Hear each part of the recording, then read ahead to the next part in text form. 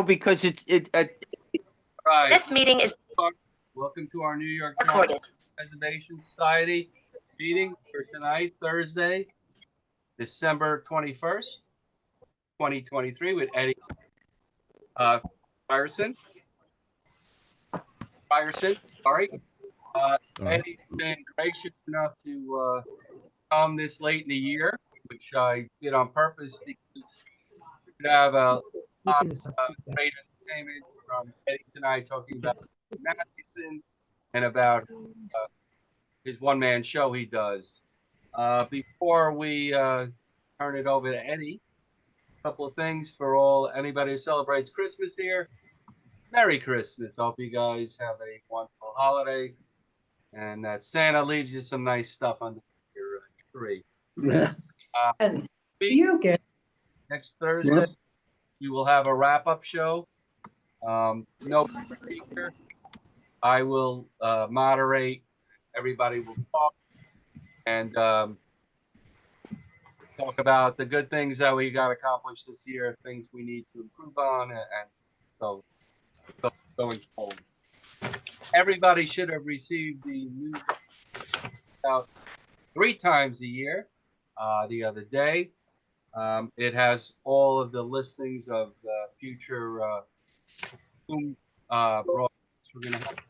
I added one more today, February 22nd. We're going to have James Four, who's going to be talking about Al Corwin. And many of you were interviewed by him for a book he's doing on Candlestick Park.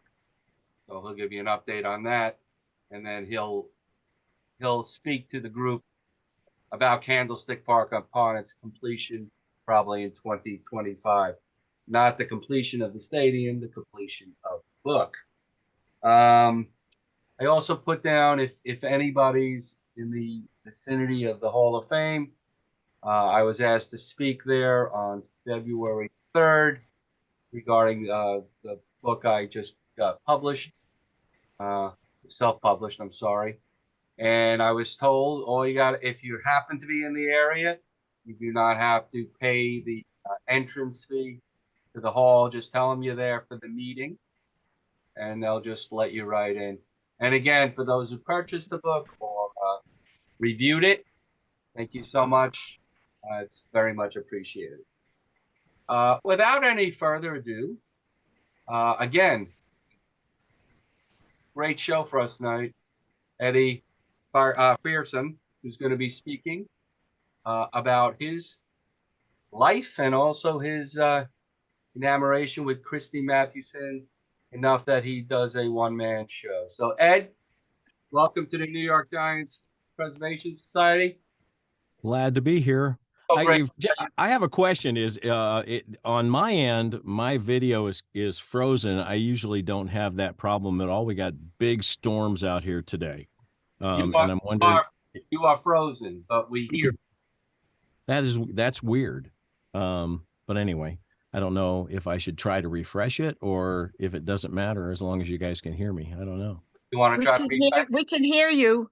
Yeah, I can hear you fine. Want me to try to come back into the meeting and see if that makes a difference? Yeah, why don't you do that? Okay, I'll be right back. Hold on. Don't gossip about me while I'm not here. Does it sound like he's from Pittsburgh? Gary, I was having a little trouble hearing you. Are you having some trouble with your mic, or are we getting some feedback somewhere? I didn't know I was having any No, trouble. Harvey, I think other I people had no have not trouble muted. hearing Gary. Okay, He was, all right. he was I'll cutting clean in my and out ears as out, others I'm who were sorry. not muted were making noise.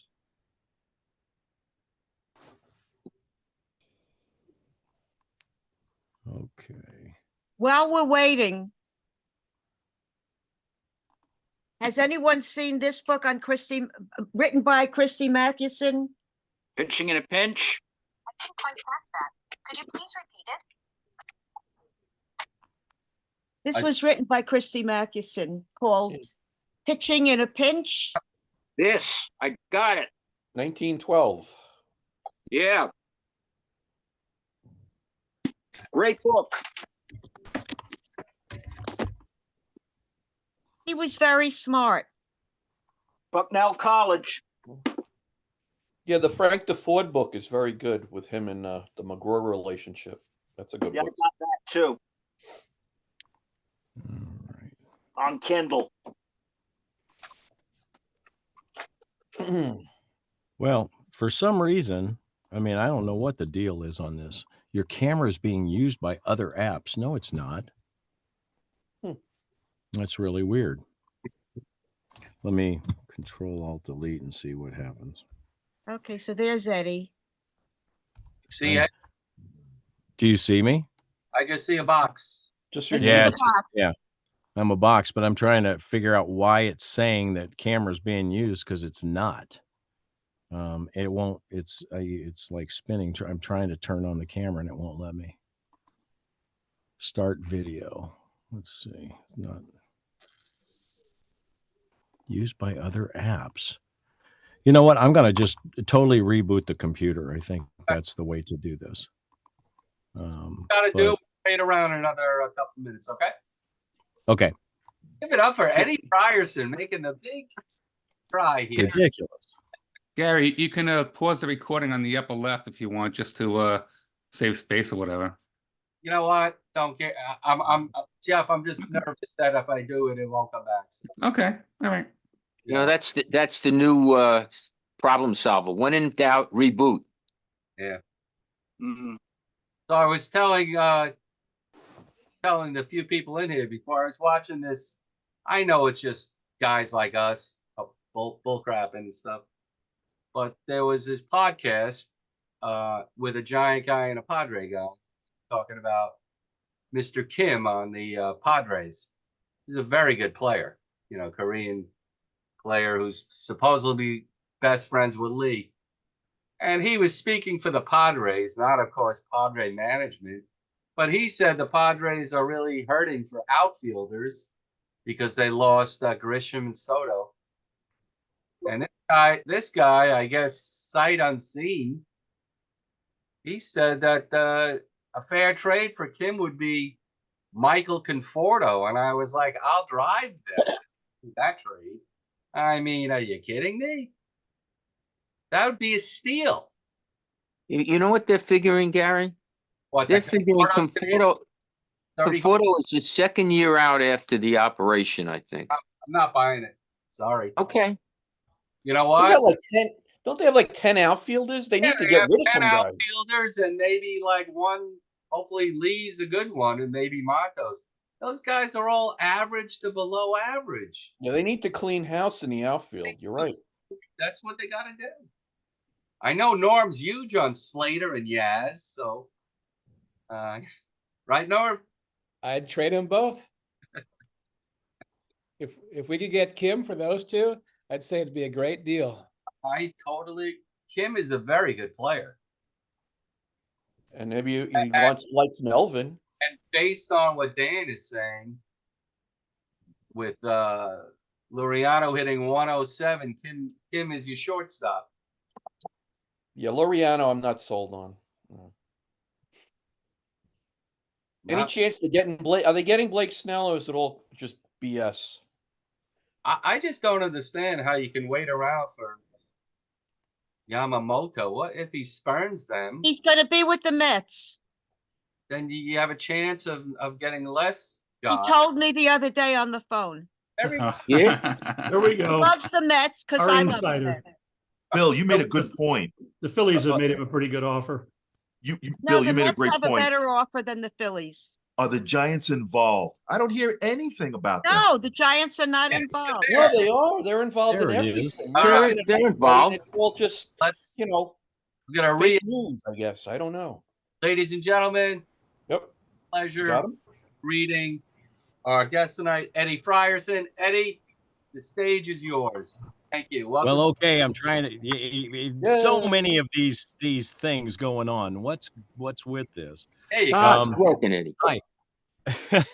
It's good to be here. It's been a There you long go. time coming. We've been trying to get this done for a while. So sorry. Apologies for the technology and it not working. But anyway, and it's still jumping in and out. Is everyone hearing me okay? We all hear you. Okay, cool. And we see I you. hear you. We see you. Yeah, and I don't we know. hear you. So I don't know what all you guys already know and what you want to know, but I can talk forever. I don't know if you listened in on the 2-part podcast, the Sabercast with Rob Nyer a few weeks ago, but that covered a lot of stuff for the history of the show and other things. But I'm just kind of thrilled to be here, and just the fact that I'm even involved with Christy Mathewson at all is kind of wild to me. Maybe if I'll turn off the background, it's got me hopping all around here. Let's see. Time out. Is it you guys seeing that same weird stuff that I'm seeing? Yeah. So bizarre. Nope. And then it wants to change cameras, which is bizarre. Yeah, now you're on an angle facing. Right. Yeah, it just wants to. Perfect. Anyway, so let's see if that'll work. So you guys have been before this all started. I don't know why it's blinking and stuff, but before this all started, there was talk of Moneyball, and you no doubt heard me throughout that movie, especially like if you ever rewatch it. The first time that Brad Pitt's in his truck and it's the radio talk show, That's Me, that goes, yeah, it's like we're a farm system for the New York Yankees. So enjoy that next time. Yeah, Eddie, the reason why I called upon you, first of all, I've heard about your show. And one of the guys on the Giants we really haven't spoken about is Mathewson. And he's considered, such a tremendous franchise pitcher for the Giants. So I think the best thing to do maybe is for you to talk about why you got involved with Mathewson, and it's about what you do with your show and how often you go around, talking about Mathewson. And then, whenever you're done with that, 25, 30 minutes, then we'll open it up to questions on your career and on Mathewson. Sure. It all started way back when. My dad, who turns 90 tomorrow, is an educator. And whenever he's in any town, he, and there's fewer and fewer of them as it goes along, but he'll find a used bookstore somewhere and just go spend hours in it. And he was in San Diego one day and was visiting me back here up in LA. And he came across, which was mentioned before we went on air here, a pristine edition, Boy Scout edition of Pitching in a Pinch that he got for $3 in a used bookstore in San Diego. I've incidentally put together a newer version of Pitching in a Pinch with 100 pages of additional articles by Mathewson and a lot of pictures throughout it, so that you have more pictures for the people that are mentioned in that book. So you can look for that if you want or not. It's all good. So he gave that to me and I thought, oh, this is nice. He's like, yeah, I thought, might get a kick out of this. And knew nothing about Mathewson other than he was one of the first 5 in the hall and invented the screwball, whatever. And so for 2 years it sat on my shelf, but it's just amazing. It's been so long. But in the summer of 1984, fun fact, I had become an international volleyball referee at just 24 years old and got asked to do the Olympics. And I said, no, I just wasn't interested in being in LA with all the traffic and driving to Long Beach every day for that. And I had already done all the prelim stuff. So I already knew the Russians and the Italians and the Brazilians and, so I exchanged the gifts. So I didn't really need to want to do that. And we have a family reunion everywhere on a beach somewhere in Florida. And I wanted to go to that. So as I was going out the door, it's like, I need something to read on the plane. And I just stepped back in, grabbed, that was the first thing that I grabbed was that book, which I hadn't looked at in 2 years since my dad gave it to me. And when I was on the plane flying to Florida, I was laughing out loud before LOL was a thing. Because these characters and names that I knew and many that I didn't were coming to life, just jumping off the page to me. And one particular story which made me think, you know what, I could do something with this book, was a story that I don't even use, but it's just so wonderful. It's in the umpires chapter. And it's talking about Silk O'Laughlin. Now, Silk had a beautiful baritone voice. He ended up going to Europe and becoming an opera singer. But he was one where the players used to joke about how impeccably dressed he was. And there's a line in Pitching in a Pinch saying that the players were afraid to slide into home plate when Silk was working behind the plate for fear that they would cut themselves on the crease in his pants. And I thought, that's just great. I mean, just stuff like that that's priceless that could be used somewhere. Now I don't use that, but I get to the beach in Florida and I'm talking to my dad and I said, "Hey, this book that you got me a couple of years ago, I think I can do something with it." And now at that time, there wasn't the glut of one person plays. It was basically Hal Holbrook doing his Mark Twain, which he did until he died. And James Whitmore did a Harry Truman, Give Him Hell Harry, and a Will Rogers show. And that's kind of all that there was that was really known. And I thought, well, this is kind of great. I can just do this. I can adapt the book. And my dad, being an out of the box guy, said, "Where's he from?" I said, "I don't know, somewhere, Factoryville, Pennsylvania. Where's that?" "I don't know." "Well, let's go down to the AAA and get a map." Remember when we did that? Went to the AAA and got maps. "Let's get a map and see where it is." And so we're in Pompano Beach, Florida. Go down to the auto club, get a map, and as we're looking at it, Factoryville just outside of Scranton, and my dad goes, "Oh, look, and Honesdale is right over here. Walter B's at Honesdale. Why not, when we get back to Nashville, why don't you take the old beat up Colt and drive up there and see if anybody's still alive that knew him?" And I'm thinking, sure. Okay. Yeah. What a great idea. So Walter B was Walter Barb, who was my dad's advisor. My dad got the first doctorate ever at Kent State University. And Walter Barb had moved to Honesdale and was the editor-in-chief of Highlights for Children, which we all got in the doctor's office and the dentist our whole lives, right? And when my dad was young and he had 5 little kids, eventually 6, Walter Barb said, you need a credit. So he put, on the inside the front cover of Highlights for our whole lives until Dr. Barb passed away. My dad's on the board of directors of Highlights. But he was concerned about my dad back then because my 4 sisters and I are like quintuplets. We all came in 28 months. So my sister Susan, 2 years older than I, twin sisters Debbie and Diane, a year older than me, and I have a twin sister Julie, and we're bang bang bang back to back. And so you got 5 little kids in diapers, five little kids in elementary school, 5 kids in junior high, 5 going through puberty, 5 in high school, 5 in college at the same time. Just imagine. It was kind of wild, and our family is so close. And my dad turns 90 tomorrow, and we're all going to celebrate by being there in January, because my mom turned 90 in September. So, I've got the good genes going on. But anyway, I hopped in the Colt when we got back to Nashville and drove up there. And of course, the first stop was Lewisburg, because it was on the way to get to that Scranton area where Factoryville is. And it's late in the evening, but it's the middle of the summer, so it's getting dark at 9:00 at night. And I roll in off of the highway, and right there in the middle of the field is this gate, just sitting there in the middle of the thing. And up on the top, it says 1927. And I well, I know he died in 1925. I wonder what that is. And so I went up, parked the car and walked across the grass and up there.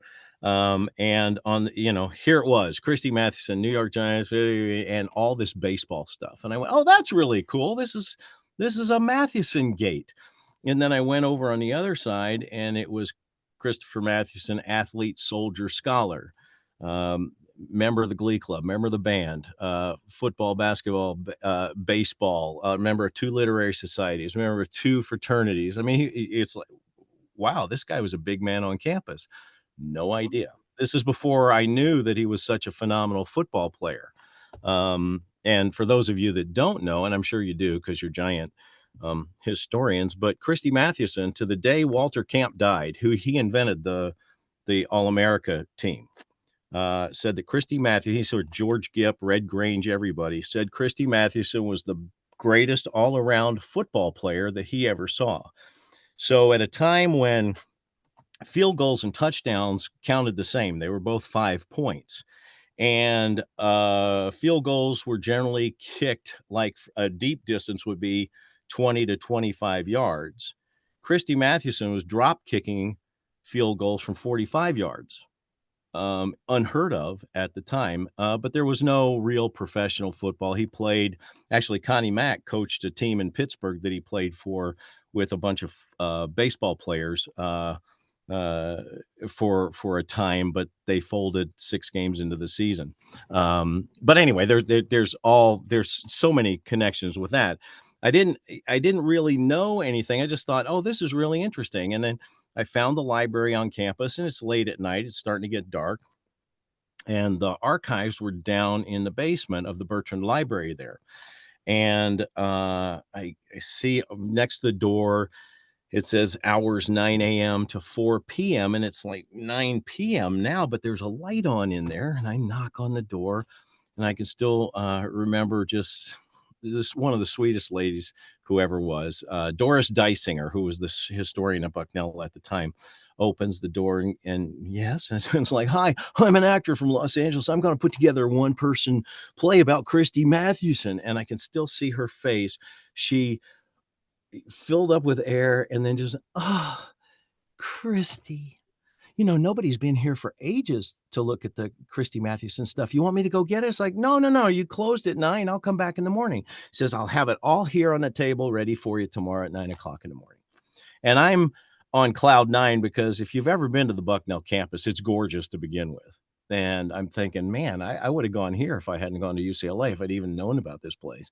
And I'm walking through tag, I get to little main, Market Street there, and there's the Lewisburger Hotel, which was, renovated and became the Lewisburg Hotel. They renovated it back to perfect condition, like back in the 1800s.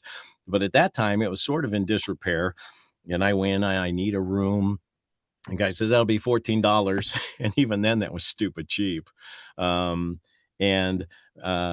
After I got set, he settled, I was talking to him at the little front desk there, and he says, yeah, I think the Mathewson house right across the street. I mean, what are you talking? Are you kidding me? Turns out it was the Stoughton house across the street where Jane lived. I don't know why this camera is doing that. I really don't. That's crazy. I wonder if it's just plugged into the wrong place. But so, the next day I'll figure that. He says, yeah, I think it's 129 right across the street. And of course it's this beautiful house that's been turned and gutted. And there's a gynecologist's office in it, but at night and it's dark, the front door was open, and to the left where the parlor would be, that's where the office was. That was locked, but this grand staircase going up and there's nobody. And I'm going, and I'm trying to see because it's dark and get all the way up to the attic. And here's like this tub, like an old tub that you would fill with water, that was just up there collecting dust. I'm kind of giggling, thinking, I wonder if the family took baths in that tub. Anyway, so I started walking around campus. I mean, not campus, all around the town, because it's just beautiful. And I'm walking across the graveyard just because, they're kind of fun to walk in at night, if you're not spooked by that kind of thing. And I'm looking around and going, how do I get out of this place? And I turn and look, and I was there at his grave, and I had no idea he was buried in Lewisburg. Him and his wife and Christy Jr. all right there, and beautiful flowers and everything. It's like, this is bizarre. And it was pretty near a full moon.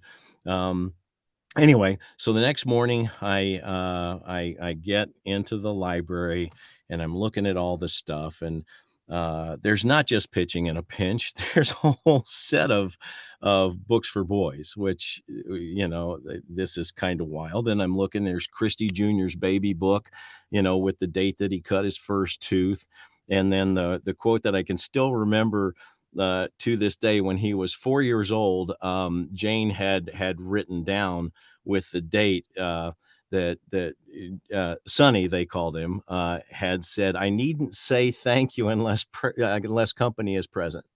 So it's like, okay. So she thought that was unique for a little kid to speak in those terms. And then finding a New York Times review of The Girl in the Pennant. It's like, you got to be kidding me. You co-authored a Broadway play too? Really? I mean, and just all of these things that just got me going. And I was told that I needed to talk to Betty Cook in town, but I didn't see her until the following year. And she just passed away this last spring, and I even called her until this year. She was my 93-year-old girlfriend. And she is a delight and a wonderful story that I'll get to after all of this. So went from there up to Factoryville, and I got there like late at night. It's dark, and I don't know where I am. The gym that's there at Keystone, that's right on the highway, wasn't there then, so there was no way to tell that you were there. There was just the Gardner Motel, which looked like the Gates Motel, right on the Bates Motel, right on the side of the freeway, and there's no cars, but the office has a light on, and I pull in because I got to stay somewhere, and knock on the door, and this little lady, Mrs. Gardner, comes to the door and goes, "Oh, I don't have any rooms ready because school's not in session, but I can make one. But I'm watching the closing ceremonies right now. Come on in and watch the closing ceremonies of the Olympics with me." It's like, "Oh, okay." I'm a stranger. So go in, a little tiny black and white TV. She gets on the phone. "Oh, sorry to wake you up. There's a young fella here who wants to know, don't you live right across from the Mathewson house?" And trying to get me in directions for how to get different places in Factoryville. And she says, "Well, you just got to kind of walk over the little creek right there, and you're there. Keystone's right there, and Main Street, College Avenue, they call it then, is there. And there's really not much. You can wander around." And so after the closing ceremonies were done, she made a bed for me in the one room, and I went walking because I'm just glowing at this point. All this stuff that I learned about the guy so far, but he still was just a baseball card to me. And I can see through the woods. There's a street light way at the top of a hill through the thing, and I walk, and I go across, and I get up, and then ghostly outlined is Harris Hall at Keystone, which I had seen in the papers that morning at Bucknell. So it's like, oh, there it is. That's the original building at Keystone Academy, is where he went to grammar school. It was started by his grandparents in the 1860s. This is cool. I'm walking around this. Next morning, I get up and I just start walking down Main Street because I'm going to try and see these things I saw. There's a picture. What was it? It was a famous when it was My Boy, I think was what it was called. And it was about Mathewson and his mother, and they had gone and interviewed. And you guys may or may not have seen that article. It's available. And as I get down on Main Street, I look up the hill. There's the Baptist church. Well, I know that's where he went to church because that was mentioned. And there's next to the post office, and this is tiny. I don't know if you guys have ever been to Factoryville, but it's an amazing tiny little borough. And there's a kind of a hole in the wall that sort of a bar, but I just kind of open and go in, and it's just a counter and a couple of tables and a lady, making breakfast, for. He goes, "Hey, what do you got?" "Oh, I can make you some eggs, young man." And there's like two guys in there, and they're all staring at me like, "Who is this kid?" Because I'm sure they don't get strangers ever. This was also too, before I ended up at the Gardner Motel the night before. As I'm going through Clark Summit, I see in a strip mall baseball cards. And so I whip in there and think, "Oh, this is going to be cool." And the kid behind the counter said, "Hey, you got any Christy Mathewson?" He goes, "Who's she?" And wait, you're 6-7 miles away from his home. Really? Anyway, but this back then, there's been a whole revival in the area of Christy Mathewson with all this stuff kind of kicked it off, and it's just been kind of wonderful. But anyway, I asked the lady, you know, as I mean, I said, hey, look, I'm trying to learn about Christy Mathewson. Do you know anybody in town I should talk to? And she said, well, you could start with the mayor. I said, well, how do I find him? She goes, he's standing right next to you. This guy with no shirt under and overalls. And he says, well, you need to talk to Alvy Reynolds. He's the oldest guy in town, and he's like a second cousin. And he's got stories from when he's like 5 years old. And Mathewson used to come here during the off season. But he's probably the only guy who actually ever was with him at the same time that's still around. So I go and I find the Reynoldses, and they couldn't have been more wonderful. And Alvy had a checkerboard that belonged to Christy and had stories of he remembered when, you know, because he was just a little kid, and remembered the first automobile that they had ever seen. John McGraw drove into town, and he got stuck in the mud. And he said, you have never heard cursing like that. I mean, you know, they all knew it was bad, but they didn't know what the words meant. You know, but it was pretty clear that he wished he still had a horse. And so I'm getting all these little things, but then stories about Henry Mathewson, who I didn't know anything about. Then learning that Nick had killed himself, and of the brothers, and that Christy outlived, you know, all the brothers, and that was interesting. And that Nicholas was a phenomenal baseball player, but he was just 19 when he died, and by all indications, he threw as hard as Walter Johnson, had the control of Christy, and was going to be a superstar. But, you know, at a time where you didn't diagnose depression and bipolar and all that kind of stuff, he had highs and lows and had come home early from exams. Anyway, I learned a lot of these things. It's like, well, that's kind of rough. Going then into the Keystone library, and in the vault there, they had the world's champions jersey and some contracts and a ton of pictures and his World War I stuff. So they had his army trunk with the uniform and all the papers and postcards that he had written stuff on. He didn't mail them back to Jane, but he had clearly created, you know, an old time slideshow to say, these are the places that I was. And so just learning that, it's like, you know, I know it said soldier on the thing at Bucknell, but really he was real, and, you know, war that, wow, that's kind of interesting. So when I get done with the Reynoldses, and of course, Mrs. Reynolds was from Atlanta and very sweet Southern charm lady. Like, you know, I grew up in Nashville. So, you know, she was just like people I grew up with. And she said, well, you'll stay for dinner, won't you? It's like, sure, I guess so. And you'll stay here the night, won't you? It's like, well, no, I'm going to try to get up to Cooperstown. Oh, well, you know what? We had some renters that lived across the way, the Austins, and they just moved to Nashville. I'm sure they don't know anybody. So when you see your parents, tell them to please reach out and say hi to the Austins. They probably don't know anybody. They don't have a church to go to.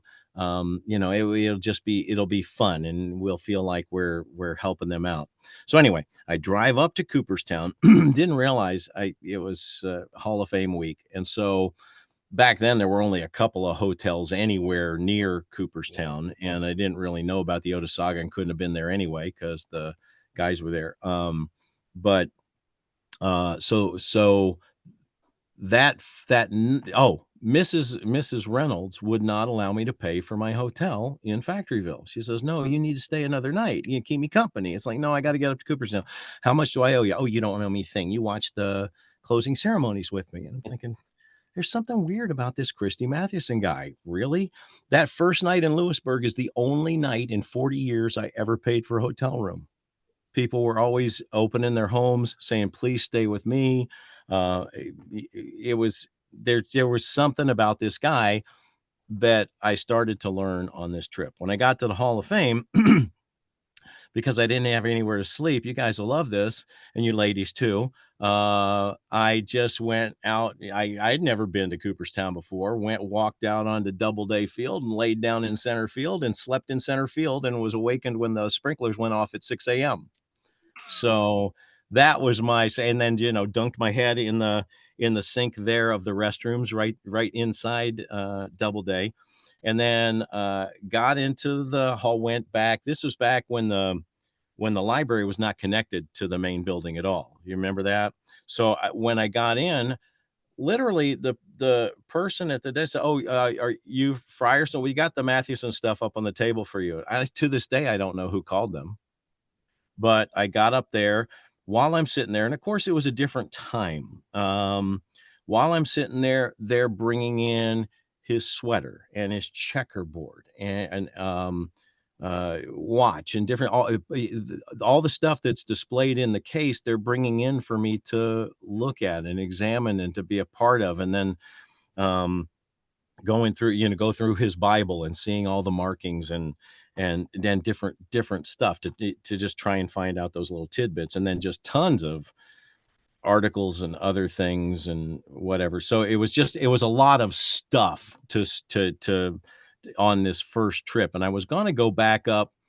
I was going to go up to Saranac Lake on that first trip because you know, I wanted to hit all this thing. And I can always do New York some other time, but I wanted to hit all the main spots that I had never been. But when I threw stuff at, you know, the little laundromat. I don't know if it's still there. That's right there by Doubleday Field and the card shops and stuff in that little parking area toward Doubleday. Anyway, there was a payphone there, and I called home, and I'm all excited about the trip, and my mom is on the phone, and I'm telling her all about it. Oh, by the way, you need to there's this family, the Bruce and Kay Austin, and they just moved from there, and my mom goes, "Wait a second, do they have a daughter named Amy?" And I said, "Yeah, as a matter of fact, they do." And she said, "Last night at the church softball game, I was pitching. Amy was playing third base. There was a pop-up. It was my ball. I called it. She ran into me, broke my arm." And I went, "Get out of Dodge." So then rather than go to Saranac Lake, I went all the way back to Factoryville because I didn't have the Reynolds' phone number and there were no cell phones. And I wanted to tell them that, you know, not only did my mom and dad, you know, figure out where the Austins went to church, but, you know, that Amy had broke my mom's arm. Anyway, so that was the initial trip that got things going. And then the following year met Betty Cook. She was, as a teenager, she befriended Jane Mathewson after Christy Jr. died. Jane back to Lewisburg. And so I learned a lot about that too. So it's really kind of, I apologize for the stories being so long and not really getting anywhere. Each one built and built and built and built and built. But as far as the first time the show got done, this is a fun one. 3 years I'd been doing research, and it's 1987. And when I was at the hall that first time, Sabre was very young. It was new. It was only about 2-3 years old back then. And I thought, well, I'll do a membership of that. That's kind of fun. And every month you would get the bulletin, right? That came, and there would be a couple of paragraphs, names in the news. And I'm thinking, any publicity is good publicity. I'll send a letter saying I'm doing this show as Christy Mathewson. And just a few days later, I get a phone call. And it's the fellow who is organizing the national convention that year, which was going to be in Washington, D.C. And they said they got my note and they had been discussing it, and they wanted to revolve the whole weekend around lunch with Christy Mathewson. Now, I hadn't written a word. And so it was a scramble to make that happen, get the uniform finished up, and all of that. And what happened then was, you know, it was very amateurish, and I thought horrible because it was friendly baseball people. They at least said they loved it, and there were a few really good, you know, you don't need this story, but this one is good, you know, some suggestions. But there was a guy from the hall there and said, "Hey, I see from your bio that you played at UCLA and you're coaching at Santa Monica High. Are you in pretty good shape?" And I said, "Like, what do you mean? Like a few weeks ago, throwing 2 hours of batting practice to the kids at the high school?" He said, "Well, it's funny you mention that. 'Cause tomorrow night is the Cracker Jack Classic Old Timers game at RFK Stadium, and they don't have anybody to throw batting practice. How would you like to beat Christy Mathewson?" What? I mean, you know, so long before the Nationals were there. I mean, every day that week, there was a full 2-page ad everybody and their mother came to this game. It was the old timers game. A couple years before, Luke Appling had been the oldest guy to hit a home run over the wall, and the list of names, incredible. So I show up at RFK. I walk in the tunnel in right field. I can see the grass, and the guy at the kiosk down underneath says, "Name?" I said, "Eddie Frierson." He goes, "Could it be under something else?" I go, "Christy Mathewson." He goes, "Oh yeah, go on in, Mr. Mathewson." I walk in. As soon as I hit the grass, I hear, "Hey, who are you?" And running towards me is Catfish Hunter. He's 42 years old. He's just a stud. It's the year he got inducted into the hall, and he's just excited. I'm like going, man, this movie star is running at me. And he says, so I explain, I'm not going to tell him that I'm an actor. I coach at Santa Monica High. They got me throwing batting practice being Christy Mathewson. "Well, we got to get you a locker. Come on." And he grabs me and then takes me, because he's an American League guy. He takes me in the American League clubhouse, even though I should have been in the National League, right? And he goes, "Hey, here's an empty one. Hey, Joe, you don't mind if this fellow shares a locker next to you?" And he sits me down, and I'm literally rubbing elbows with Joe DiMaggio. Wow. I'm with Mr. Coffee. And on this side is Bob Feller, my dad's boyhood idol. And Luke Appling comes over and says, "That glove, I had a glove like that when I was a kid. It got stolen. I think that's my glove." And Feller was very proud. He wouldn't get dressed. He was very proud of his natural endowment, shall we say. And he's walking around slapping people with, and just being like a teenager, silly. Joe Garagiola, "Stop it, Feller. You're still doing that." And everyone, all of a sudden, the day before, Christy Mathewson was a baseball card. And in a very short time, it's like, I'm buddies with Joe DiMaggio. He's telling me about growing up in San Francisco, and that he's going to sit there. He just got his first pacemaker put in, and he was not going to wear their polyester uniform. He's going to wait for his Yankee pinstripes and get introduced as the world's greatest living Yankee. And then he was leaving. "By the way, you got a baseball? I'm going to show you where you sign a baseball." I said, "Yeah, actually I do." So he takes it, says, "Oh, good. Nobody signed it yet. If anybody has ever signed in the sweet spot, I will not sign it." And, he shows me where, where the seams come together opposite the label. And is anybody has signed anywhere near that, I will not sign that baseball. I'm like going, "You're full of yourself." I mean, just having a great time. And it's really kind of sad, because then the whole game, I was in the National League dugout, and it was, I can tell my kids Henry Aaron hit 5 home runs off of me, who was my boyhood idol. And I had just had a kid that I coached at Santa Monica High who had signed with the Braves. So that was kind of fun. So I knew Paul Snyder, who was the farm director, because the Braves had interest in me when I was 16. Go figure. It's really awesome to be awesome at 16 and just be pretty good when you're 18. So I asked him, "Is Paul Snyder still working? Because, you have his title now." And he says, "Yeah, Paul's still doing this. And you have my kid, Tony Tarasco." Goes, "Oh, I know Tony." But Henry didn't want to talk to people ever. And, I said, "Well, if you can, just keep an eye on him, take care of him." And he goes, "Oh." And that was that. But when I got out, this will be the end of this whole set of stories. When I got out, and I have a whole different time that has nothing to do with the Giants. My finish up with the Joe DiMaggio story. But when I got out there, I didn't have time to loosen up, because Joe's waiting for Yankee pinstripes. I'm waiting for a National League uniform. So we're both the last two guys in the locker room. When I finally get out there, Bill Mazeroski, who was like, he must have been 300 pounds, and all I can think of is this guy won the World Series in 1960. Amazing. And it's like, just throw. And I had not loosened up. I knocked him down. And you have never heard somebody cuss so hard. He was so mad. And Catfish, Jim, my good friend Jim, is going, "Oh, come on, Bill. He's here to throw BP. He's going to throw you strikes. Get back in there." And so that was awesome, but it changed everything about the whole Christy Mathewson thing. And then I learned more and more and more about him, and it got to the point where I would get 2-3 phone calls a month where the hall would tell people, "We'll call Frierson because he can answer that question better than we can."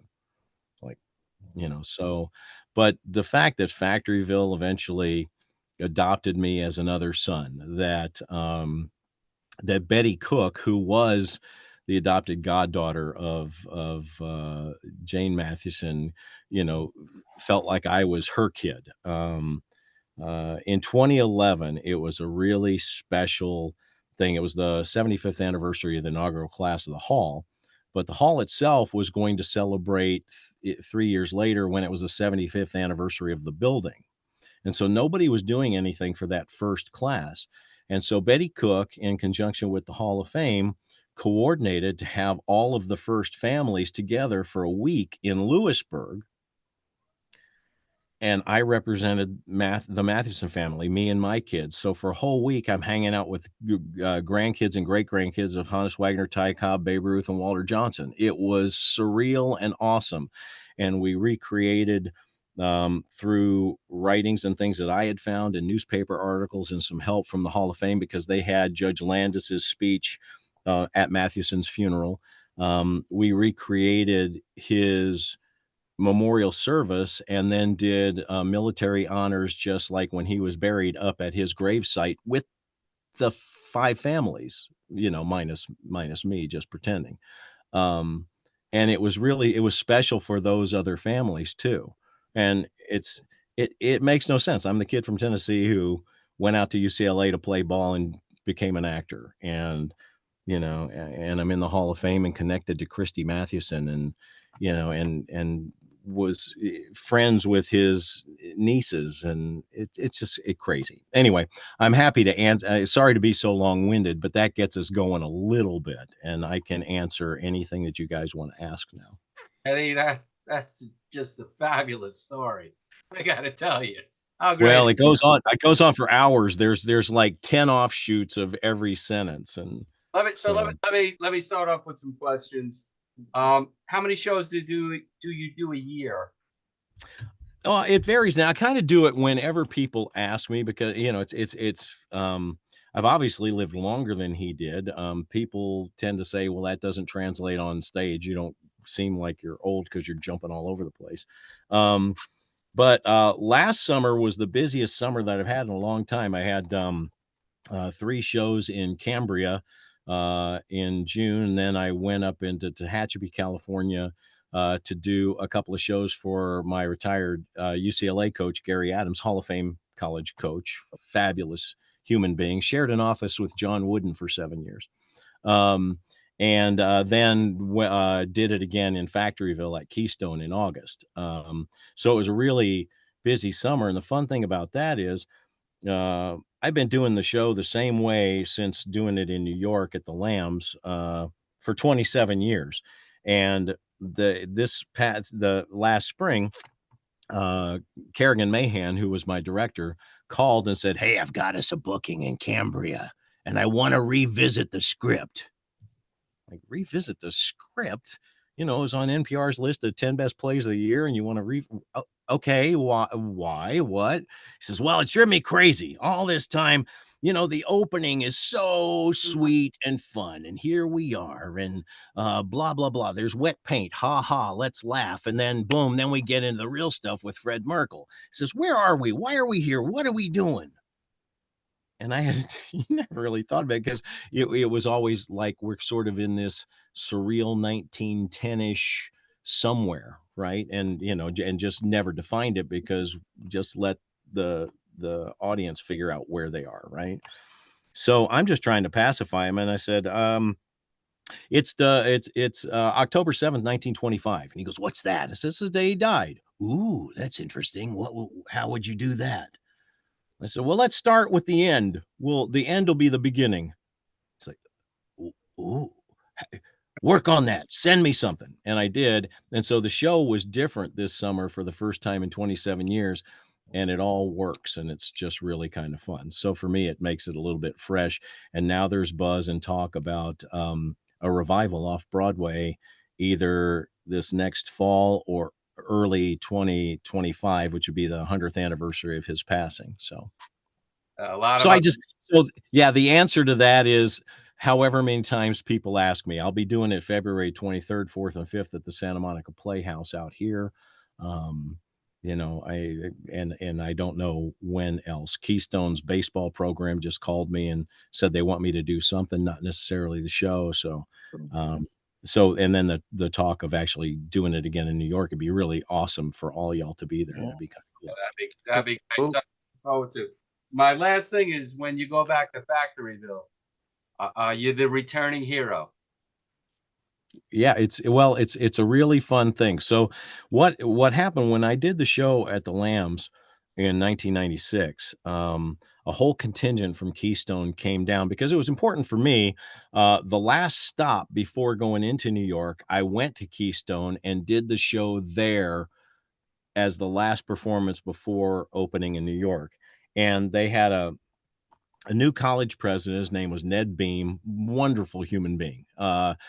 This is a person that every person in charge of anything should be like this man. I mean, he embraced the town and the college and Christy Mathewson and really kind of put it back on the map again. But when they came to New York, I was telling them how after Mathewson died, before World War II, which stopped everything, kind of like COVID stopped everything for us this year, in the last few years, that the town celebrated his birthday every year with a cookout or little mini parade or whatever it would be, just there in the little town.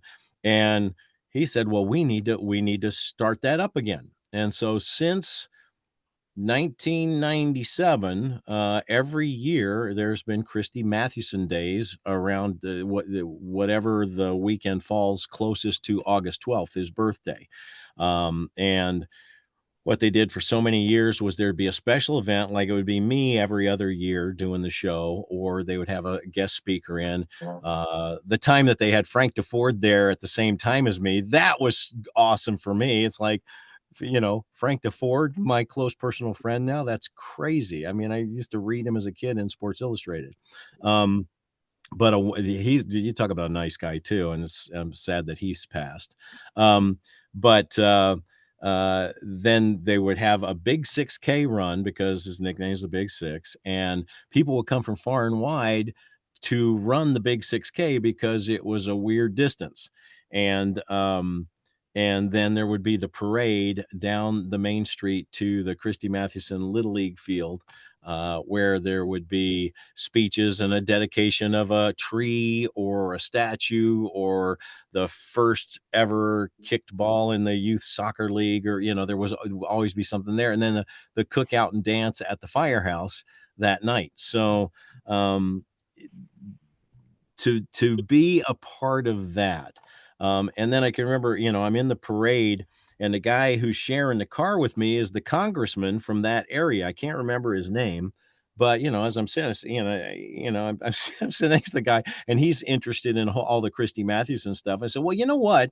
This is Highway 6 right up here. It really should be the Big Six Highway. Oh, I can get that done. Well, good enough. Sure enough, there's sign markers, the Big Six Christy Mathewson Highway for that stretch going through Factoryville.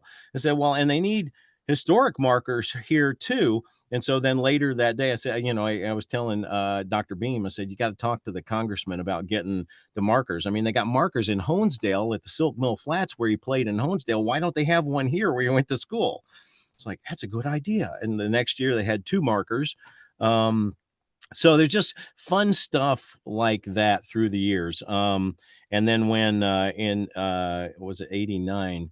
Yeah, they were renovating the football stadium at Bucknell. And by then I was, part of a lot of stuff and had already done like an early version of the show at Bucknell. And it's just kind of fun to know that you're a little bit instrumental in, it should be the Christy Mathewson Memorial Stadium, because it could still be Memorial Stadium for all the war dead. But Christy Mathewson was a war hero and really kind of a casualty of the war. And he was, I'm guessing, the only All-American ever from Bucknell. And sure enough, they got down and thing and said, yeah. And then they petitioned and did. And so it caused a stir at the time, because why is a football stadium named after a baseball guy? But once they realized that he was a phenomenal football player and that's what he was known for more, when he was a Bucknell, now people just kind of wonder, and they don't, who's she, right? But so that doesn't answer the question of how many times do you do it a year. But I'm hoping that when we do it in New York, I don't know how long the run will be. It might be a short run, like 6 weeks or something. But You gotta let us that'll be 8 times a week, for that period of time. And man, it's a workout. Let's open it up to some other people. Mars, you're up first. You got me online? Yes, I do, Frank. Well, I praise you for honoring Christy Mathewson. I'd like to tell you that my great-grandfather took my grandfather to see Christy Mathewson pitch. And then my father, who was too young, his idol was Carl Hubble. And so I became a great-grandfather December 12th, and I'd like to fill my heirs into what I know from that. When my great-grandfather took my grandfather to see Christy Mathewson pitch in the old Polo Grounds, that was quite an event for my great-grandfather. And then my father was too young to see Mathewson pitch, but his idol was Carl Hubble, Bellot, and Bill Terry. So I have a long history in the Polo Grounds and the New York Giants history. And today, I would like to ask you that Mathewson threw the screwball. And today, pitchers throw a ball that breaks the opposite way, but it's not called a screwball. So, but it does break the opposite way. So, what's your opinion on that? Well, it's interesting that Carl Hubble is the next favorite player to Christy Mathewson, because he was the next guy to throw a screwball outside of Christy, which you probably know.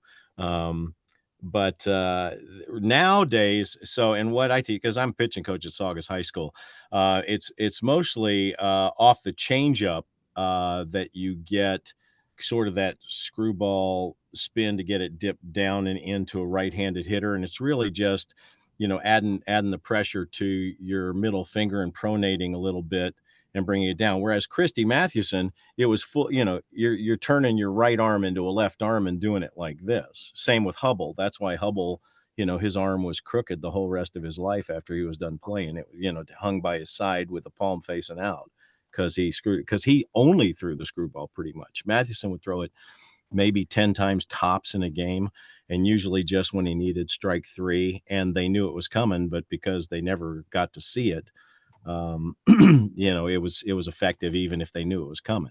But that and a little extra pressure on a 2-seam fastball, will make it ride right in. So, now the thing is like Mathewson, the guys, if you look at some of the writings and the articles and interviews, they understood things like spin rate when it wasn't called that. It's really it's not how hard you throw, it's how fast you can make the ball go round to make it do the things that you want to do. And then you can add a little speed to make it break sharp, or take a little off to make it float and let them watch strike 3 fall in. Like, Kershaw's curveball just goes, and you just wonder, how can these guys not hit it? But it's so huge and it looks like a ball, and then they think late, and then they do miss it. It's just really all that deception and outguessing the batters. But Mathewson even had what he called a dry spitter, and I don't think that was a knuckleball. I think that was more like a split finger or a forkball. But he called it a dry spitter, and he would throw that every once in a while. He toyed with a spitball, but he couldn't control it very well, and so he if he couldn't throw something for a strike, he just wasn't really interested. But also too, back at a time where they didn't count pitches and, could have cared less if you threw 200 pitches in a game. His whole thing was, hey, can I get out of here in an hour and 10 minutes? It's like, can I get through this in 60 pitches? Here, hit the ball, hit the ball, hit the ball. And everybody knows Mathewson's throwing strikes and he's throwing first pitch strikes. So back before you thought in terms of that or taking pitches or doing any of the money ball stuff, it's like best pitch I'm going to get from Mathewson is the first pitch. And they'd swing at it. And it doesn't matter if they crush it out there at the Polo Grounds, because we'll just flag that thing down. Or if it drops, then now I'll go from the stretch and I'll pitch and I'll get out of this. So yeah, there's,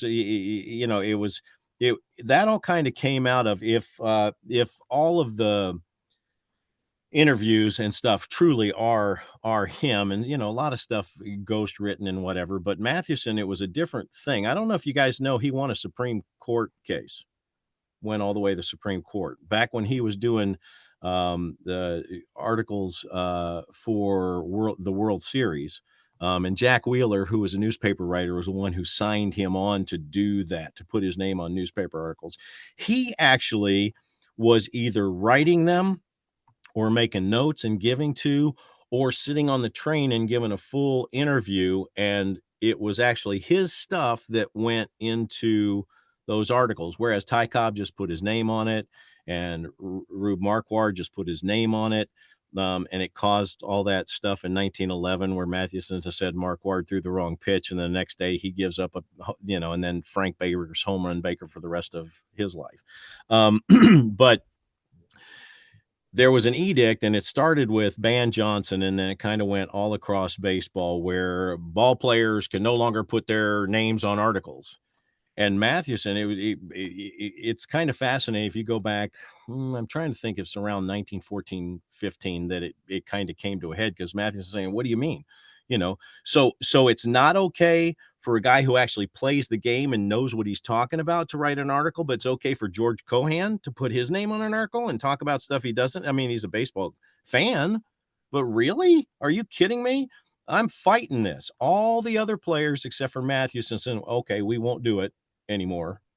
And Mathewson went all the way to the Supreme Court and won the case. And so continued to do his articles and have his name on those until really he got too sick to do it. So kind of all the way through into the 1920 season. But anyway, that we got off track from the screwball. But yeah, so now they just don't call it that. Change-ups all right in. You'll see that they'll talk about two seamers that ride in, but nobody actually. I mean, I don't think anybody's thrown a screwball since Fernando, like a true one, Valenzuela. Well, that's interesting. Thank you very much. You're welcome. Norm, you are up. Eddie, I don't have a question for you, but I've got a comment or two. First, I want to make sure you saw the shirt I'm wearing. Let me.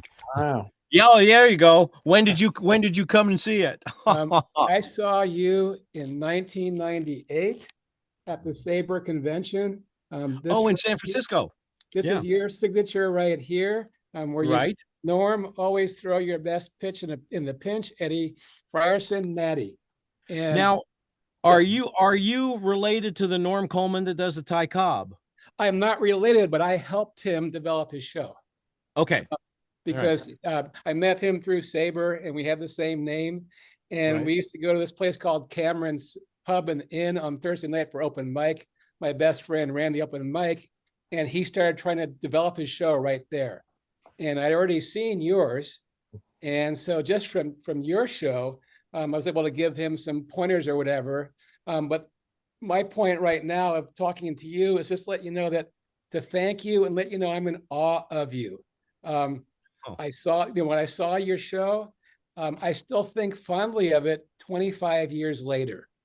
And when I hear you talk now and tell all of your stories, just reminds me of how much I enjoyed your show. So I just wanted to chime in and just thank you for that. I can give you a fun thing from 1998. So, which this came up because Rob Nyer, who does the Sabercast, also saw it in '98, and we were talking about it. I got to the thrill again of being able to throw out the first pitch at a Giants game, and then for years when my kids were little, I could go up to San Francisco and throw in the outfield with my kids during batting practice. I mean, we were there the day that Barry Bonds hit 715, which, I can, take a bitter pill with that, but it was kind of cool to be there and to be in the outfield and take a picture with him in front of the scoreboard with my, with my kids. And he was very nice to my kids, but I knew Barry from way back when he was at Arizona State. So, it's like, anyway. But I got asked to throw out the first pitch. And so I'm dressed up. I'm in my thing. I got my little glove and I've got my costume uniform on with the NY on the sleeve. And, they've got their little pack of people with the photographer saying, now, just on the grass in front of the mound, and just throw it. And they're really uptight. And I said, no, I'm going on the mound. And I start walking. You can't go on the mound. I said, I'm Christy Mathewson. I'm going on the mound. I won't mess it up. I'm a baseball guy. And they're freaking out, but now I'm on the hill and they can't do anything about it. Right. So I can't remember what his name, but he's a bench coach and he's the one who's going to catch the first pitch. And you guys know, nobody pays attention to the first pitch because who cares? But I'm on the mound and not on the grass. So I guess people were watching. And he stands in front of home plate and I say, scoot back. And he goes, no, I'll be fine. I said, no, scoot back. I'm going to bring it. And he goes, no, I'll be fine. I said, I'm going to bring it. He goes, I'm good. And he squats down. And so I went into the long double pump and the thing over the head and just and nailed his mitt. And he fell back on one hand and a roar went up. It was so much fun. Were you there for the first pitch? Were you there? I wasn't there for that one. Oh my gosh, it was so much fun. So Dusty Baker goes, get over here. And he's like, we got to sign you. And they've got a wall of people. So Barry's back, behind this wall of like 3 sheriffs, and Dusty's right there on the steps because I'm sure that he says hi to whoever throws out the first pitch, right? And he pulls me down in a dugout, he puts his arm around, says, we need to sign you. That was a good fastball. And I'm just kind of thrilled because I said, Dusty, I said, I just got to tell you, I'm getting, this is the biggest kick for me because as a kid, I grew up in Nashville. So the Atlanta Braves were the only team I could watch. And I can still remember that you were on deck and he goes, don't you date me, man. Get this guy out of here. Get him out of here. It was so funny because he knew I was going to say he was on deck when Henry hit his home run. So that it was such a fond memory that whole weekend. And trying to create the stage in that ballroom too, with we actually had some lighting that we're able to do during that, which was sort of cool. Gal who had worked at the Downstairs Cabaret Theater in Rochester, New York, where I went and did the show right after doing it off Broadway. She was in San Francisco. So she came and ran lights for that show at the Saber convention, which was really kind of a hoot. Cool. Well, when you do your show in New York, let Gary know and I will fly out to see it. Okay. I will indeed. Well, you should. Where are you now? I'm in San Francisco in Millbrae. You are? Well, you should come down to Santa Monica in February and see it at the Santa Monica Playhouse. I'll have to see about that then too. Yes. It'll change your life. I got Southwest miles. I could get you down here. That's very nice. Thank you. Okay. Thank All you. right. Dave, Next. we got Dave, then Frank, then Paul, and then the 2 Bills. Okay. Dave, go ahead. Unmute, Dave.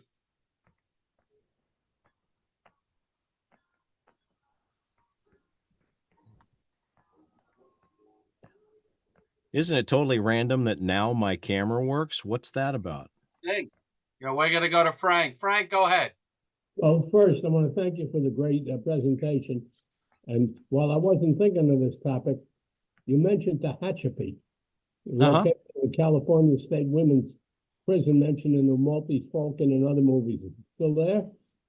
Yeah, it is. I mean, that's like, I think the main trade up there, that and retired folk, because it's up, the elevation is higher. You actually get snow out there, and there's lots of wildlife and all of that. And so when Gary Adams, my coach, retired, he had bought his wife wanted to do horses. And so they got, you know, you were able to get a whole lot for not as much out there. And then what's really funny is he doesn't drink, but he has learned how to make wine. So he's growing grapes up there and bottling wine and stuff. But yeah, the women's prison, I think, is the main trade up there. And of course, it's off the beaten path from actual Tehachapi. It's just a tiny little, you know. Bogart told Mary Esther she was going to go to Tehachapi. Now, I have the answer to this question, and you probably know it. In fact, I'll give the answer without asking the question. Before the advent of the Negro and Perry brothers, the Mathewson brothers, Henry and Christy, had the record for combined wins by two brother pitchers. Christie's total on top of Henry's zero was then the record for two brothers. Indeed it is. Did you know that Henry Mathewson does hold a major league record? Please tell me.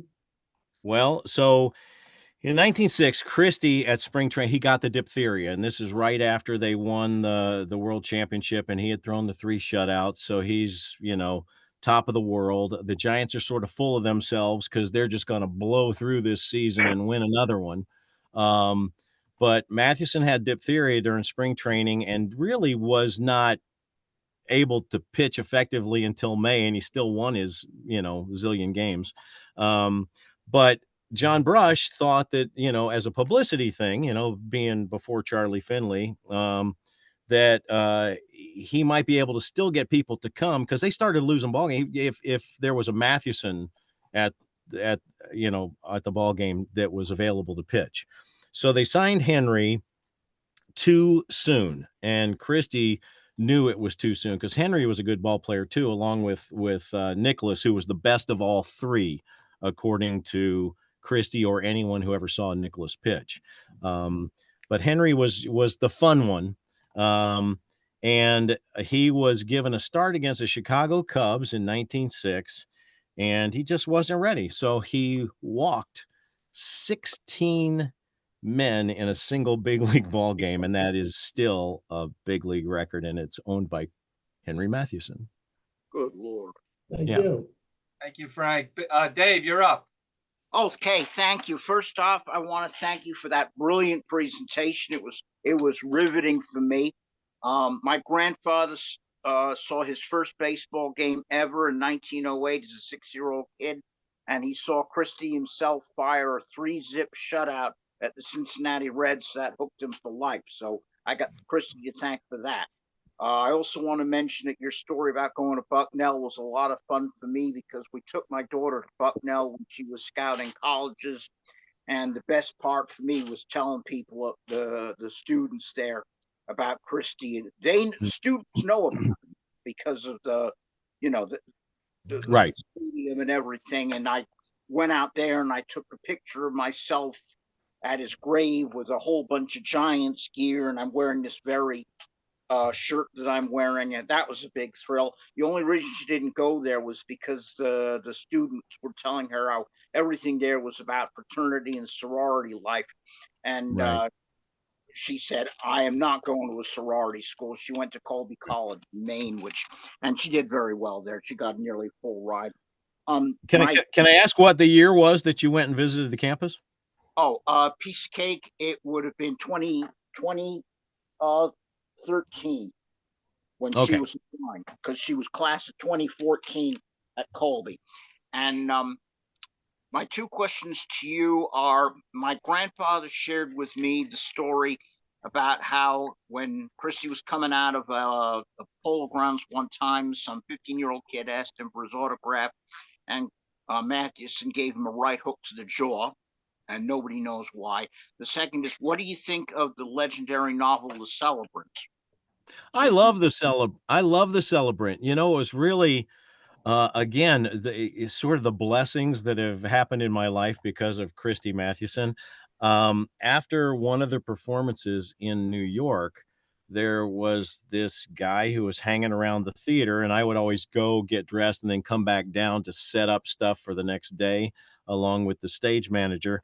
And he's waiting, and he goes, "Hey, you don't know me, but I'm Eric Greenberg." And I went, "Oh my gosh, I know exactly Eric Rolf Greenberg. I know exactly who you are." What was fun for me was just about everything in my show is actually Christy Mathewson's words or words that have been attributed to him. But there's a description in the Fred Merkel story and the replay game where people fell off the roof and, and again off of the L. So people died because they had decided to enforce a rule that had never been enforced before when Merkel didn't go to second base on September 23rd. Yeah, Grandpa was at both games. Well, amazing. So, but in the Celebrant, there is the description of the two guys on the roof, arm in arm in a scuffle. One had got in front of the other one to get a better vantage point, and then they fall. And I said, I don't know if you noticed, but that's word for word, that those two sentences are your words. And he's like, "No, I didn't notice." It's like, yeah, they are, because I love the book. It's a good read. If you haven't read The Celebrant, it's a good read about a Jewish family who are jewelers, and the one kid adores Mathewson and decides he's going to create a ring to commemorate his first no-hitter, I think it was. First no-hitter, yeah. Yeah. And then it became like the championship and other things. But it's a sweet story and a good homage to Christy Mathewson. Grandpa got into a lot of Giants games because his older brother Izzy worked for McGraw and Arnold Rothstein in their pool hall. So it was like, here, Joe, here's your ticket to Philadelphia to go watch the 1911 World Series. Woohoo! There you go. Yeah. So the Now other that thing I would ask you was, what about that incident? Did he really punch out a kid who wanted an autograph? Well, that I don't know. He did knock out the teeth of a lemonade vendor in Philadelphia, though. And that was right, and the writers at the time put the hush hush on it as fast as they could. This kid had been riding the Giants the whole game and was crude and crass and encouraging people to throw their mugs and all that. And Mathewson had just had enough and just went out and punched out his front teeth, and it caused a melee. And because Mathewson never lost his cool, which is untrue. He got thrown out of a lot of ball games because what happened? Yeah, McGraw got thrown out of so many games, but when McGraw got thrown out, it wasn't Robert Robinson that took over. Mathewson took over the team, and as he said, it's not my team, it's McGraw's team. So he would finish the game as if in the McGraw style of being that hothead and whatever. And so several times, these inept umpires that were working by themselves, McGraw would get tossed and Mathewson would get tossed two batters later. Yeah, people thought that he never got thrown out of a ball game and he was the perfect gentleman. And of course he was, but whenever McGraw got tossed, he did not manage it as he later managed the Cincinnati Reds. Thank you. Interesting though, when we're talking about September 23rd and being at the gravesite at Lewisburg, just a couple of rows over, Moose McCormick, who was on third base and scored that winning run that didn't count on September 23rd, he's buried just a couple of rows over from Mathewson. He went to Bucknell and played football at Bucknell. Eddie, do you have time for 3 more questions? Yeah, I've got as much time as you need, and I apologize for being so long-winded. Yeah, terrific stories. Paul, you are up. Yeah, Eddie, thank you very much. That was really terrific. My question really is about your own schedule. Are you scheduled to go to Pennsylvania in August this coming year? That's not decided because it typically would be every other year. The pandemic put a big hold on that. I was just there this last year and it was a blast. They packed the place. So there's not really a plan right now, but interestingly enough, just yesterday, out of the blue, the current baseball coach at Keystone, and I don't know if you guys know about Keystone College and their baseball team. They're Division II, I think. They were in the national championship game a couple of years ago, and they've won 16 straight conference championships. They're like the best thing about Keystone that nobody knows. And the coach who was there when I was there this summer wanted to have a Zoom with a few of his players. They want to brainstorm to figure out ways, because after Dr. Beam got sick and had to retire, the next college president could have cared less about the history or anything, was just using it as a stepping stone and moving on. And he wants to put Keystone back on the map using Christy Mathewson, which he feels is the biggest thing. I mean, and that they can't believe that they haven't used it more. Like, the baseball field is named Christy Mathewson Memorial Field, but who cares? So, like, we need to do other things. And now that there's social media, so we were brainstorming about things. The answer to that, this comes back to your question, am I coming there? He was talking about flying me in just to interview, or to give words of advice to the current baseball team, and then they could put those things out on social media, the old super player and the current players. And so it's kind of fun because it's out of the box. And he was saying that what he would like to do, he knows that Christy Mathewson Days was always done by the town in August, but what he would like to do is take it over and do it while the students are in school, so that they can be exposed to more of the Christy Mathewson thing, that could then generate, different ways to get Keystone on the map that way. And I said, well, the first thing you can do, years ago, there was a sort of a fight between the borough and the college, because, when it was a junior college, there were rowdy kids that lived on campus and they're being hooligans. And, it's a tiny town. I mean, literally it's 1,000 people.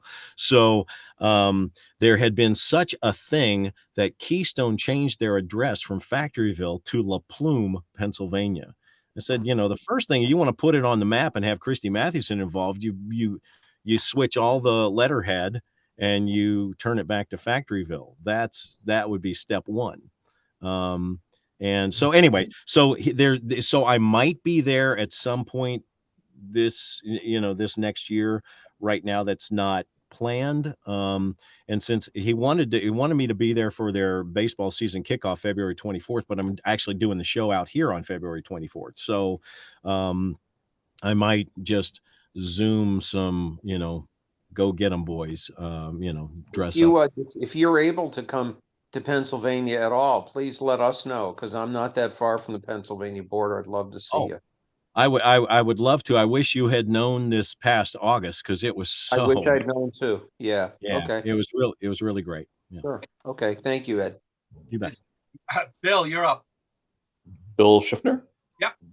Oh, thank you for your wonderful presentation and keeping probably the first great sports hero the name alive, because as you said, a lot of people don't know who he is, and to me, he's as most important in sports as Babe Ruth was. I just had a quick question about when he enlisted in the war. Why did they put him involved with the mustard gas? And also, I remember reading somewhere also where Ty Cobb was in his training group or whatever. He was there when he was exposed to the mustard gas. Do you know anything about that? Yeah. According to the stuff that I see from Mathewson himself, the training accident story is sort of blown out of proportion. That sort of came from a Cobb book interview with Cobb. They were together. Christy Mathewson, Ty Cobb only considered, who was it? Who's the Hall of Fame catcher? I want to say Greenberg, and that's wrong. He only could, Christy Mathewson and the guy who was the catcher for the Tigers when Cobb was playing. Yeah, well, they like his only two friends in baseball that he ever had. And the thing was when I'm trying to think where I'm going to go, where I'm going with this. What was the question again? Just real It was quick. about when they were training and why When they he were was training. actually doing such a dangerous job, you know, like. So the thing is Mathewson was hounded throughout the 1918 season to join a war effort, to to stop managing and go to the factories with the guys who were getting out of going, and playing baseball and, war effort, this, that, and the other thing, or to go to France and play baseball with the troops. And he was a guy who years before, he butted heads with Wilson a lot. He was close friends with Bill Taft, because Taft was a part owner of the Cubs when he became president and had to give that up. And so every time the Giants would go west, and when they got to Philadelphia, the president would put the presidential box on the train with the Giants and go all the way west to St. Louis with them and back on those 2-week trips. And so John McGraw and Christy Mathewson are hanging with the president in the back of the train the whole time. And that's, they're people know, but they don't know that Taft was such a baseball guy. That's why he was there opening day. That's why when he got a little bit sore, he stood up and it was the middle of the 7th inning and it became the 7th inning stretch. I mean, he was a baseball guy and he was too big for his seat. But when Mathewson was adamant that he did not want to go and just be a face and a name. He wanted to be a part of the war effort. He wanted to do something. It meant something. He would only go if he was an officer, and he did not want to go to play baseball. So when it finally happened, those happened to be the orders, captain in the chemical warfare service.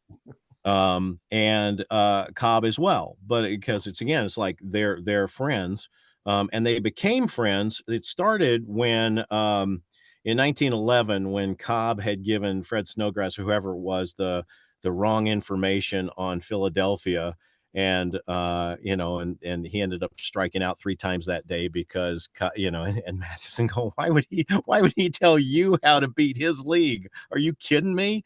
And then when they were doing newspaper articles together, Cobb would just be in the box and on the field, and he was a big shot. It'd be like big time players coming before the game and flustering then too.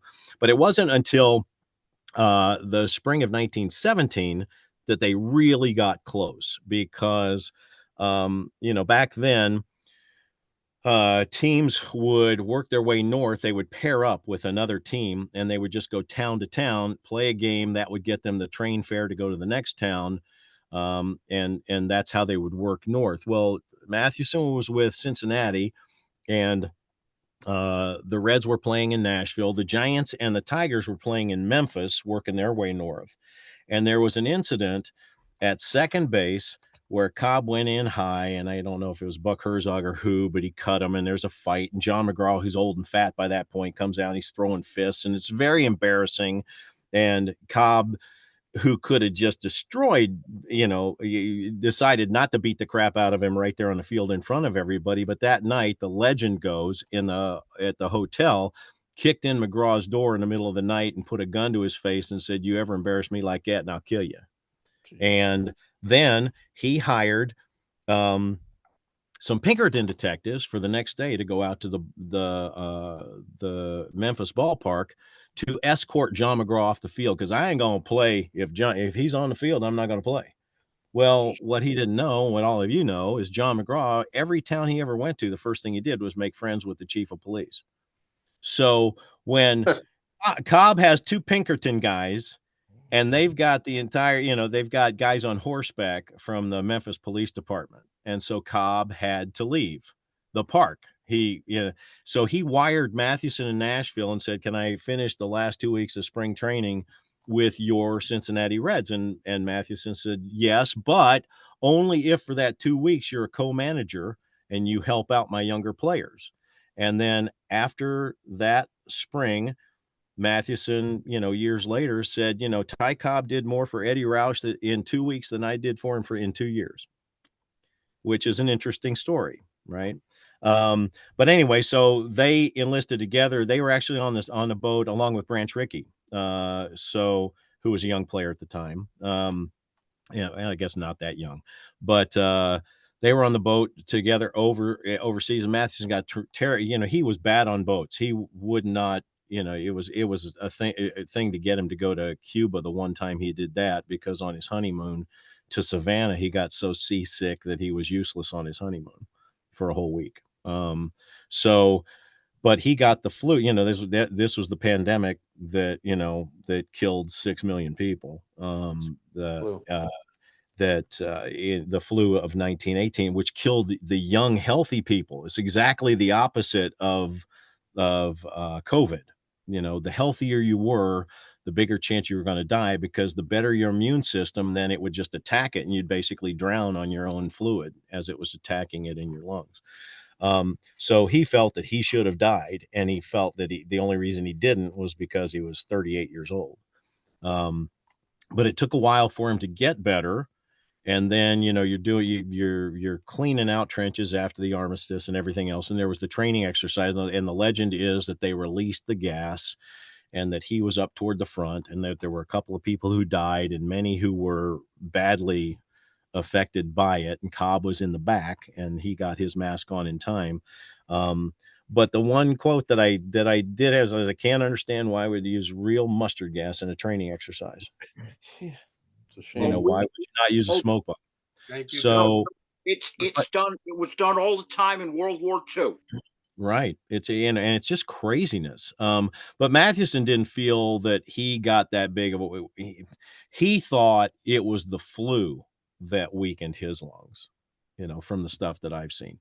But the more interesting thing is, spending a lot of time in Saranac Lake. And of course, they've got the Trudeau Sanitarium there, and a tremendous historical society. And people at the time that I was starting all this, there were people that had still worked there when, people had TB, which was eradicated after World War II. They could have gotten done with it before World War II, but they had to put all the money and the effort into the war effort. And so they didn't let people know that they had a way to end this. Which is terrible, because thousands more people died from this horrible disease. But I was describing, because it always seemed odd to me when you see the descriptions, both in the newspapers and Mathewson's own words, of starting in 1914, things weren't right. His left arm, he couldn't even lift his left arm. There was something like he slept on it wrong, or he somehow threw it out, and then it would be okay for a few days, and then but it was affecting his pitching, and that's what eventually stopped him from pitching. It was his left arm, not his right arm. And there's, he thought he had broken a rib even. And as I, put together a whole list of these different descriptions through newspaper articles and this, and then took that to the TB people without telling them what it was. I say, these symptoms, what would this mean to you? So, oh, well, that would be probably a lesion on the lung rubbing against a rib from the inside. I went, oh, would those go away? Well, you go into remission from here, and but then they flare up. It's like anything. It would be worse. Than could go away for months at a time, then come back. I went, oh, that's interesting. So the thought process then, once I let the consensus with the tuberculosis community is that Mathewson likely had TB in 1914. And that's what led to his decline as a player. And it didn't go full bore until after being overseas, and the flu and the gas, whatever, that didn't cause it. That kicked it in. But he still coached for a whole year before it became too much. But by the time, it's like anything, you wait too long for cancer, and you just don't realize now you're stage 4. By the time he got to a doctor, they gave him 6 weeks to live, and it's remarkable that he lived 6 years. But just, if they had just had that cure, what he could have given us over the next 30 years, just as a human being and a spokesman for the game, and to have stuff of him. I mean, I would love to know what his voice was like. It's kind of funny. There's descriptions. The Cincinnati newspapers before he was manager there, you know, they would try to rag on him. They called him the big sis because of his high tenor voice. So my guess is he had like you know, I don't know, like he was one of these guys or something. I don't know. Doesn't fit the face for me, but there's descriptions of he had a very high voice and he was quite an outstanding tenor in the church choir. So anyway, there you go. Going off track one more time. Who's next? Did I answer the question? That Yes, was thank you. they were friends and they were commissioned together along with Branch Rickey. But it did bother him and Cobb that Rickey had a higher rank than they did. Bothered him a lot because he was not the player that they were. You know, and of course, who would know that he would become a big shot, right? Bill Clink, bring us home. Wind it up. I'm gonna close with a couple of asterisks on his career if you'll follow up on them. But first off, I'm gonna say that I've never found anyone who had the wealth of information that you do, so much so you ought to open a chain of baseball banks. You have so much wealth. Bad joke there, but a couple of things. I looked him up. Wow, he was born on a pretty good day. 92 years after he was born, my wife and I got married about 100 miles from Factoryville. How about that? So, you know, I mean, I didn't know that till today. I had to look that up. The other thing I found was, if you think of it, of guys who had started 10 games in the World Series, 10 or more, that is, he finished 10 of 11. He had 10 of 11 complete games in the World Series. That's got to be the highest percentage of anybody that's pitched in the World Series, 10 or more games to finish 10 of 11. I don't know what happened. Maybe you do, Eddie, on that other one. But, and the other is, I want to speak up for his brother.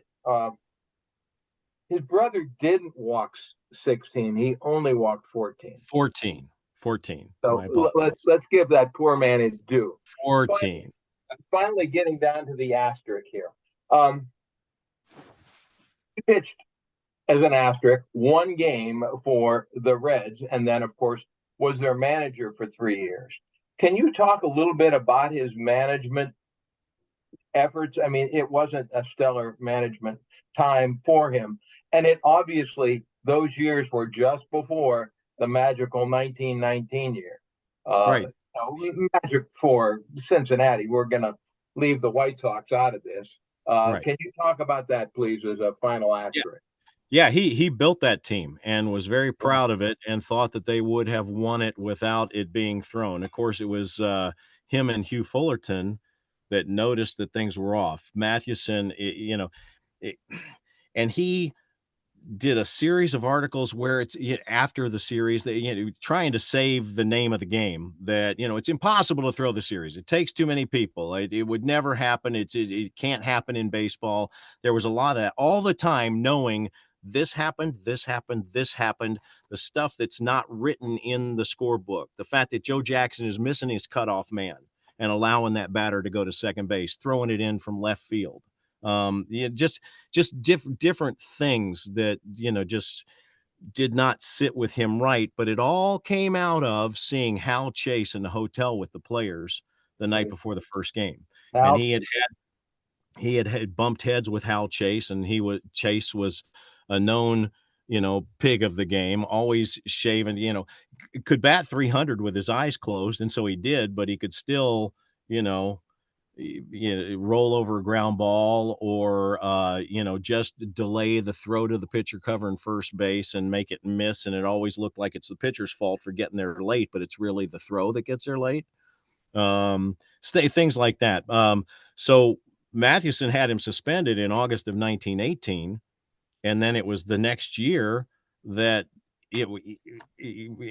are you kidding me, McGraw? You put him on the team, and now I'm your coach, and he's here. And there was an infield drill where Chase accidentally hit Mathewson with his bat, just swinging a fungo.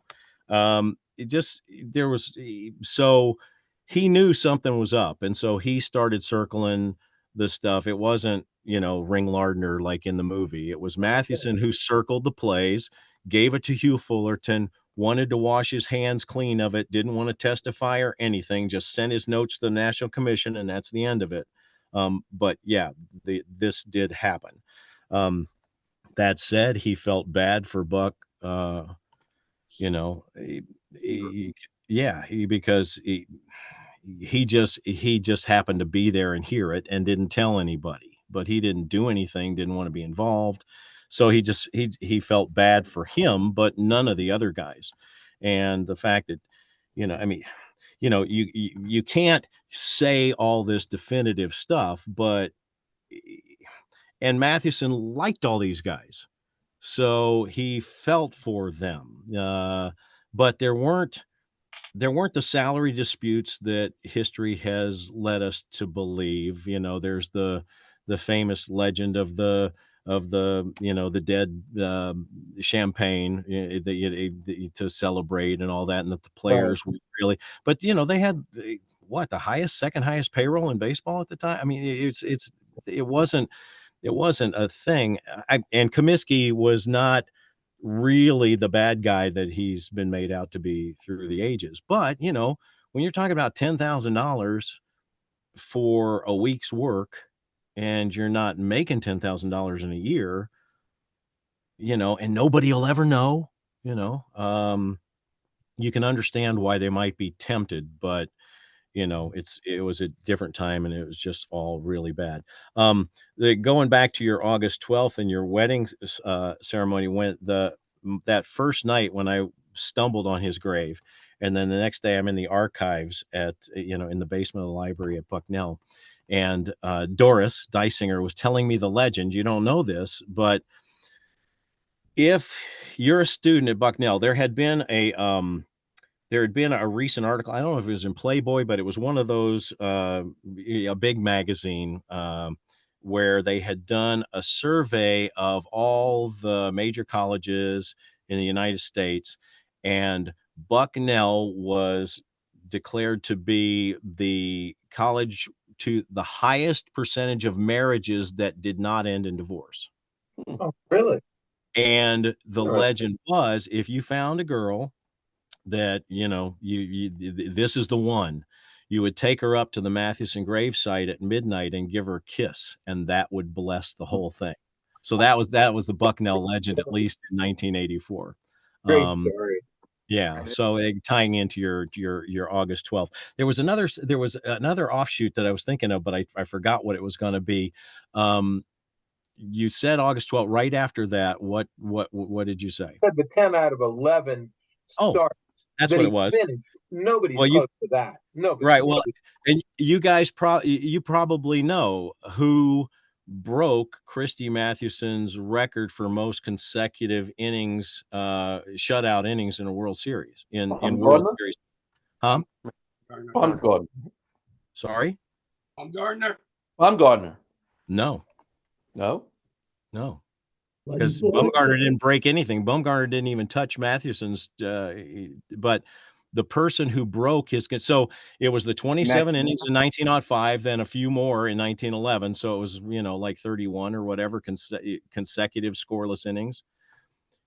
In 1918, Babe Ruth broke his record for most consecutive shutout innings. Yeah. That was his favorite record. He said so. It was. One last thing for you. So your father buys you the book. I know the answer, but you never could have imagined this happening to you, could you? What's gone on in your life?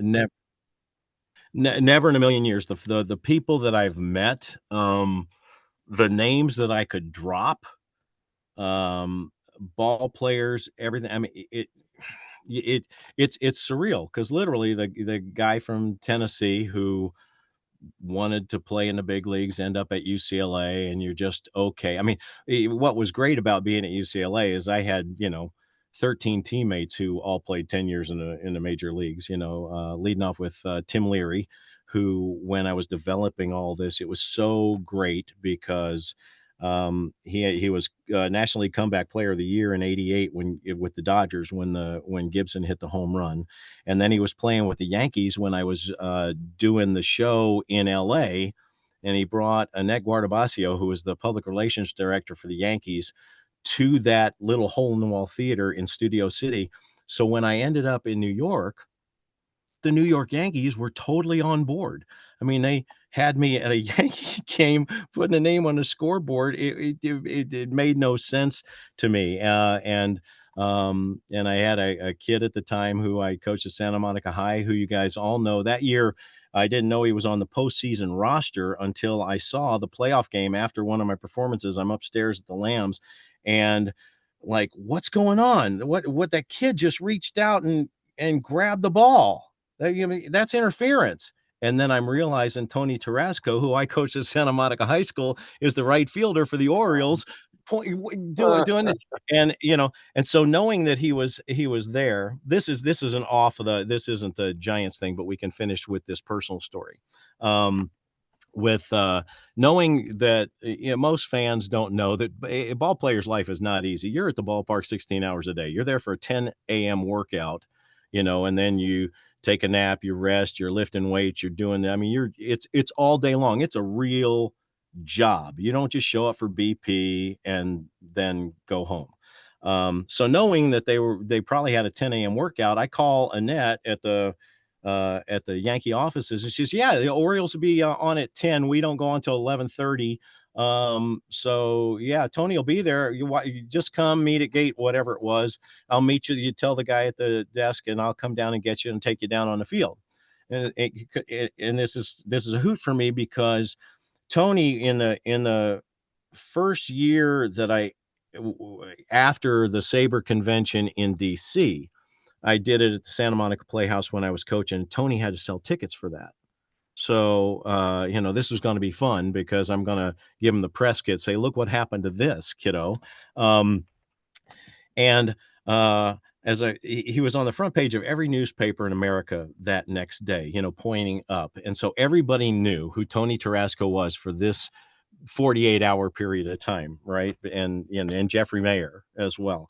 And so I get into the office it's really just a desk, and it's an open room with an elevator, and then you can see through the grass. This is old Yankee Stadium, of course, renovated, but not the new ballpark. And this guy's like 400 pounds sitting at the thing, and he just keeps laughing. About every 10 seconds, he goes, I'm like, what is going on with this guy? Does he have TB? And I finally, he just one more time, it's like, and I walk over and said, come on, let me in on the joke. And he, because I had told him I'm Tony Tarasco's high school baseball coach. And he goes, what? You never taught him how to jump? And I'm like going, I can't believe I'm in New York. This is so awesome. So anyway, but that was during that exchange. That's when I met Bob Costas for the first time, and so many things springboarded off of that. And it's just kind of crazy. It's been such a journey. But as I told my 93-year-old girlfriend, Betty Cook, last year, before she passed away, I said, if I had never done one thing, if I had never written one word, never been on stage one time, never done one interview, it was all worth it just to meet her and all the other people and the extended family that came out of that. I mean, that's really, it's like, just go back to Mathewson's words, money will never buy contentment, but family and friendship may. And so I hope that we can all consider ourselves friends too now till the end of time. If you see me somewhere, just remind me, yeah, I met you on the Zoom. And we'll go get some late fries or something. I don't know. Or Chinese. Chinese works. Noodles. Give it up, Eddie Frierson. Thank you, Eddie. Eddie, that was fabulous. You really went overboard with the great, fabulous, giving us all this time. So. Again, I apologize for being so verbose, but you guys, I think you'll get a kick out of the Sabercast, the two-part thing. You'll get some more in depth and not quite so off topic. Please on keep us New Yorkers abreast if it goes to Broadway, because we'll all come out. All right. That's right. Gary, Guys, before you leave, you heard Cheers. this many times. Tell him the name I proposed for a Saber chapter in Israel. There you go. All right. Whoever celebrates Christmas, Merry Christmas. We'll meet each other again next Thursday. Eddie, please don't be a stranger. Okay. Frierson. I get the emails, so I'll click in one of these days. All right. You be well now. Guys, Thank you. Hang out here for a little bit, and then we're going to shut this off now. Be well, guys.